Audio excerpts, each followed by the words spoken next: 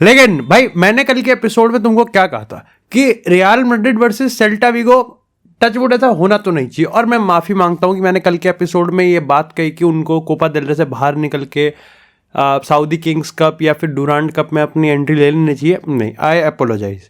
MLS community shield इनके लिए अच्छा लेवल है, वहां पर हमारे सर एंड्रिक बॉबी चार्ल्टन वहां पर अच्छा गोल मारेंगे। इमेजिन कर सकते हो तुम, एक टाइम था जब अपन लोग ये बात करते थे कैसे यहाँ पर क्रिस्टियानो रोनाल्डो आंद्रे पिर्लो की जॉब बचा रहा है। अब यहाँ पर आर्दा गुलर और एंड्रिक दो 17 + 17 = 34, उससे ज्यादा की मैं पैंट पहनता हूं, वो यहां पर कार्लो एंसेलोटी की जॉब बचा रहे हैं। ठीक है, मतलब तुम समझ रहे हो कि 2-0 लास्ट के 15 मिनट में 2-0 की लीड ही बॉटल कर दी। नहीं, क्या है, सेल्टा विगो के नाम में तो बारसा आता भी नहीं है, FC भी नहीं यूज करते वो ब्लू और रेड का तो कोई मतलब ही नहीं बनता है। लेकिन आज के इस एपिसोड में हम लोग 2 मैचेस की बात करने वाले हैं। सबसे पहले रियल मैड्रिड के कोपा देल रे, जो कि इतना खास नहीं होना था, खास बना दिया गया। और मैं कल भी यही चीज कह रहा था कि रियल मैड्रिड अपने ही गलतियों की विक्टिम बनती है, और ये मैच एक ब्रेड बटर तो नहीं, बट अगेन एक ब्लॉकबस्टर नहीं होना चाहिए अनटिल अनलेस रियल मैड्रिड कह दे कि okay it's time for some cinema. इसी के साथ यहां पर सिनेमा से याद आया, Ahmed is United, United is Ahmed. भाई अहमद ने, क्रिस्टियानो रोनाल्डो ने जब मैनचेस्टर यूनाइटेड में टॉटनहम के अगेंस्ट हैट्रिक मारी थी, उसके बाद वो पहला बंदा बना है अहमद जिसने मैनचेस्टर यूनाइटेड के लिए हैट्रिक मारी है। इट्स बीन 3 years, 3 साल बाद किसी प्लेयर ने यहां पर मैनचेस्टर यूनाइटेड के लिए हैट्रिक मारी है। तुम समझ रहे हो लेवल अब कितना नीचे आ चुका है। बट फाइनली यहां पर मैनचेस्टर यूनाइटेड बात करते हैं अभी क्या हाल है उनका। लेकिन सबसे पहले रियल मैड्रिड की बात करते हैं। यस भाई, ये मैच ना काफी कंफ्यूजिंग हो सकता है किसी भी रियल मैड्रिड के फैन के पर्सपेक्टिव से। आपने एक्स्ट्रा टाइम में 3 गोल ठोक दिए, उनमें आप में एक एड्रेनलिन बूस्ट, एक वो आएगा कि यस ये। लेकिन मेरे को लगता है कि आई थिंक इस मैच को लेके ना आपको अभी भी क्रिटिकली होना पड़ेगा, क्योंकि एक एंड से ये मैच सही में काफी अच्छा खेला, कुछ एंड से जैसे अगर हम बात करें कि कार्लो एंसेलोटी ने जो चेंजेस किए थे, जो कि फैंस डिमांड भी कर रहे थे, वो चेंजेस हमको देखने को मिले। इस मैच में 2 कंट्रोवर्शियल चीजें हुई थी ऑन पिच परफॉर्मेंस से हट के। पहला था यहां पर विसल किया गया, और दूसरा था यहां पर VAR को लेके मैं अपना थोड़ा सा ओपिनियन जरूर देना चाहूंगा। पर्टिकुलरली यहां पर अगर हम मैच की बात करें तो देखो, मैच में यहां पर एक सीन होता है कि जो चेंजेस हमने एक्सपेक्ट किए थे, कार्लो एंसेलोटी ने वो चेंजेस किए। हमने एक्सपेक्ट किया था कि भाई आप चुआमेनी को यहां पर मिडफील्ड में डालो, हमने एक्सपेक्ट किया था कि यहां पर आप असेंसियो को आप यहां पर डिफेंस में डालो, हमने एक्सपेक्ट किया था कि आप यहां पर यंगस्टर्स को मौका दे सकते हो, हमने एक्सपेक्ट किया था कि हम यहां पर एम्बापे का एक मास्टर क्लास देखने को मिलेंगे, एंड सारे बॉक्सेस चेक होते हैं। उसके ऊपर से सबसे अच्छी चीज हमको ये लगी कि यहां पर दादाजी को आज चांस दिया गया है, और यहां पर हमारे चाचा जी को चांस दिया गया, यानी कि सबायोस और मॉड्रिच दोनों को अपना अपना चांस मिला है, और दोनों ने बखूबी उस मौके को उठाया है। आप ये भी समझ सकते हो कि यहां पर कामाविंगा, जूड और वाल्वर्दे तीनों को ही रेस्ट दिया गया था। ऑफ कोर्स रोड्रिगो को भी यहां पर थोड़ा सा रेस्ट दिया गया था। तो it builds to the moment कि यहां पर इतने शिफ्ट के बाद भी Real Madrid at least performance wise तो सही खेल रही थी, दे वर लाइक। लेकिन अब I think the star of the show was Kylian Mbappe. भाई जिस हिसाब से एम्बापे, मतलब वो आई थिंक जो डाउनफॉल आया था ना एकदम से, हम सब कह रहे थे कि एम्बापे केमिस्ट्री नहीं समझ पा रहा, एम्बापे रियल मैड्रिड कि इस टीम को नहीं समझ पा रहा है, एम्बापे बैलेंस खराब कर रहा है, रियल मैड्रिड ऑब्सेस्ड हो रही है एम्बापे से, एम्बापे टीम को लेके बैठ रहा है। एंड आई थिंक इस पॉइंट ऑफ टाइम पे यहां पर जो काउंटर आते थे उस टाइम कि एक बार एम्बापे क्लिक करना स्टार्ट कर गया तो कोई हिसाब नहीं होगा रुकने का। और आज आई थिंक हम लोग उस पथ पे, उस जर्नी पे हम चल चुके हैं जहां पर एम्बापे इस टीम के साथ इतना ज्यादा यहां पर कॉम्प्लीमेंट्री होता हुआ दिख रहा है कि आप एक बार को विनीसियस से आंखें हटा सकते हो और कह सकते हो कि इस टीम को फिलहाल के लिए एम्बापे ड्राइव कर रहा है। No disrespect to Vinicius, I think Vinicius के गोल्स और आउटपुट की बात करें जो कि ठीक है पिछले कुछ टाइम से काफी ज्यादा यहां पर डिले हो रहा है, काफी ज्यादा यहां पर ढीले पड़ रहे हैं। हाउएवर अभी के तौर पे तो आप कह सकते हो कि अगर गेम चेंजिंग की बात करें या फिर मैच को पलटने की बात करें तो एम्बापे ज्यादा सूटेबल है। एंड अभी देखने में अच्छा लग रहा है कि अभी इस तौर पे मेरे को समझ में आ रहा है कि एम्बापे का इस टीम के लिए सूटेबल होना बहुत ज्यादा जरूरी है।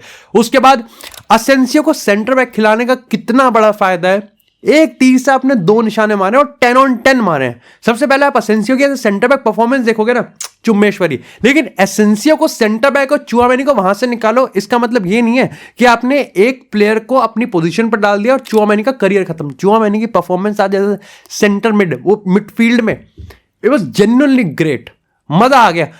इससे याद आया मेरे को कि सीटी बजा रही थी भाई, विस्सल कर रहा था सैंटियागो बर्नाब्यू क्राउड चुआमेनी को और कार्लो एंसेलोटी को। एंड आई थिंक एंसेलोटी ने जब अपनी पोस्ट मैच प्रेस कॉन्फ्रेंस में इस चीज़ पे जिक्र भी किया, तो उसने कहा कि वेकअप कॉल है। आई थिंक इस चीज़ को ऐसे ही लेना चाहिए कि this is actually a wake up call.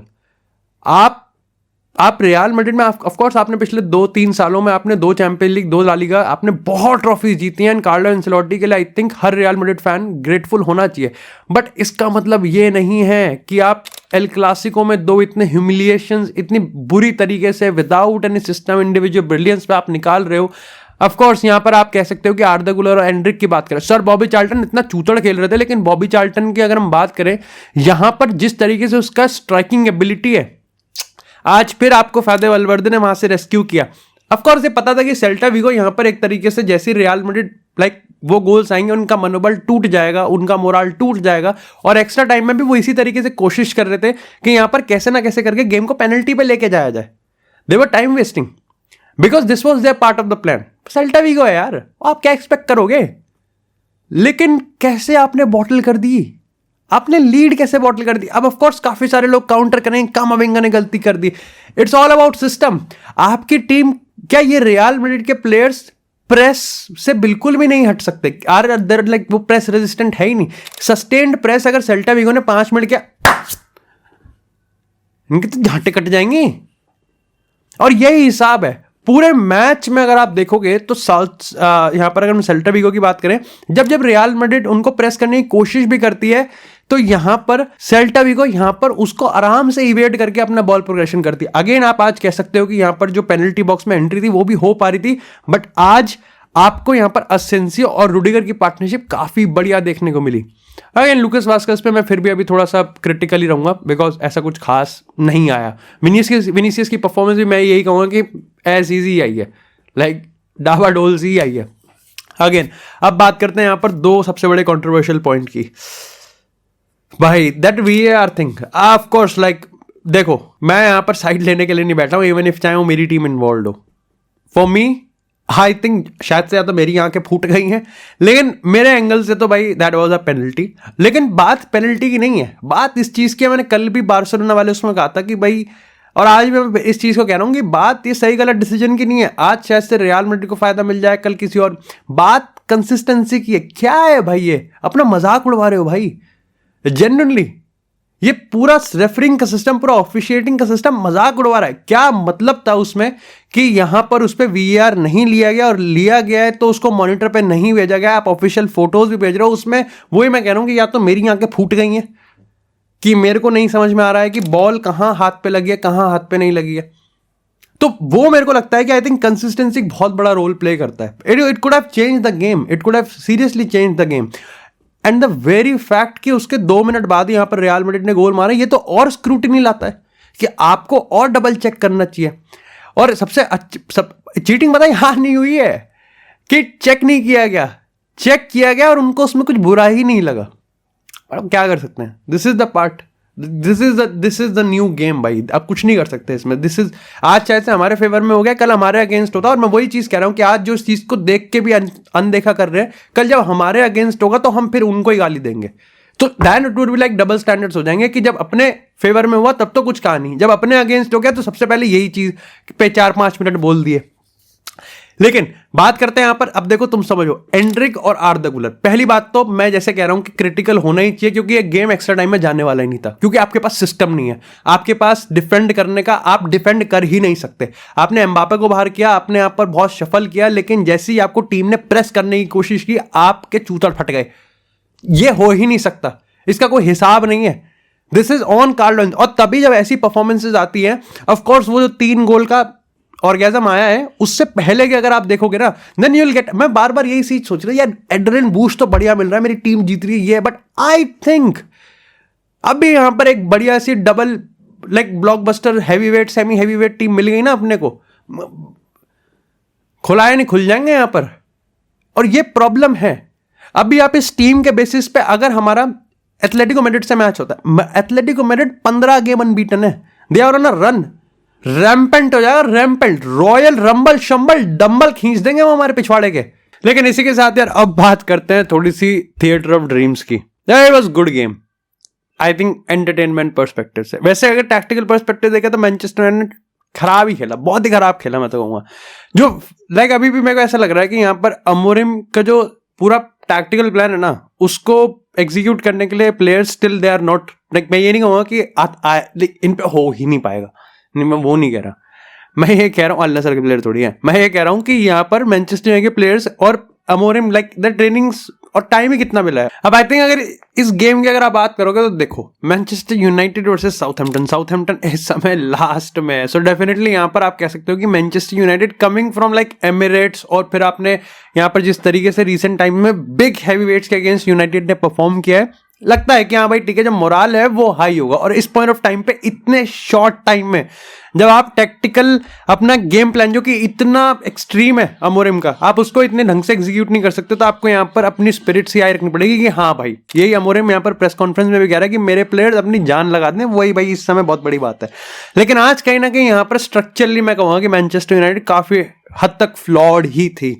इसके पीछे का सबसे बड़ा रीजन ये था कि अगर हम यहाँ पर जब से अमोरिम आया तब से अगर स्टैट्स की बात करें तो मैनचेस्टर यूनाइटेड ने सबसे ज्यादा लेफ्ट ओरिएंटेड गेम खेला है, वो प्रीमियर लीग की रियल मैड्रिड है, जहां पर उनका 45% से ज्यादा अटैक यहां पर सिर्फ लेफ्ट साइड से बनता है। और सबसे ज्यादा अगर हम यहां पर कम प्रोग्रेशन की बात करें तो यहां पर वो मिड से आता है। लेकिन आज के गेम में उन्होंने कंटिन्यूसली इस चीज पर ट्राई मारा कि यहां पर उगारते और माइनो के थ्रू यहां पर वो सेंट्रल प्रोग्रेस करे, जो कि साउथहैम्पटन ने उसको बहुत आराम से उसको काउंटर कर दिया था। जिस तरीके से यहां पर जब ओनाना पे बॉल होती थी या वो play out from the back करते थे, तो यहां पर जिस तरीके से साउथहैम्पटन प्रेस करती थी वो इस चीज को पूरी तरीके से नलिफाई कर देता था कि किसी भी एंगल से उगारते और माइनो इस पोजीशन में रहे ही नहीं, या इस अपने आप को अवेलेबल कर ही नहीं पाए कि यहां पर मैनचेस्टर यूनाइटेड सेंट्रली बॉल को प्रोग्रेस कर सके।